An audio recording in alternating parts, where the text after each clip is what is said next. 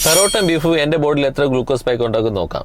പെറോട്ട ഉണ്ടാക്കുന്നത് മൈദമാവിൽ നിന്നാണ്. മൈദമാവ് എന്ന് പറയുന്ന ഗോതമ്പാവ് തന്നെയാണ്. ഗോതമ്പാവിനെ എടുത്തിട്ട് അതിൽ നിന്നുള്ള ഫൈബർ എല്ലാം മാറ്റി അതിനെ ബ്ലീച്ച് ചെയ്തെടുത്തു കഴിഞ്ഞാൽ മൈദമാവായി.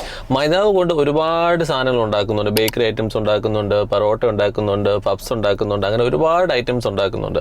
ശരിക്കും മൈദ എന്ന് പറയുന്നത് ഫൈബർ കണ്ടന്റ് തീരെ ഇല്ലാത്തത് കൊണ്ട് തന്നെ കോളോൺ ക്യാൻസറും അങ്ങനെ ആമാശയ സംബന്ധമായിട്ടുള്ള അസുഖങ്ങൾ ഒരുപാട് ഉണ്ടാക്കാനായിട്ടുള്ള പ്രശ്നങ്ങളുണ്ട്. പക്ഷേ പെറോട്ട എത്രത്തോളം ഗ്ലൂക്കോസ് സ്പൈക്ക് ഉണ്ടാക്കുന്നുള്ളത് ഈ CGM സെൻസറിലൂടെ നിങ്ങൾക്ക് ഈ വീഡിയോയിൽ ഞാൻ കാണിച്ചു തരാം.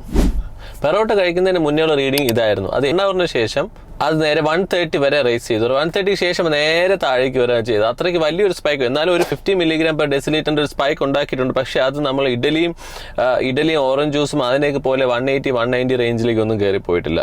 150, 160 ക്രോസ് ചെയ്തില്ല എന്ന് കരുതി അതിനെ ഇഗ്നോർ ചെയ്യാൻ പാടില്ല.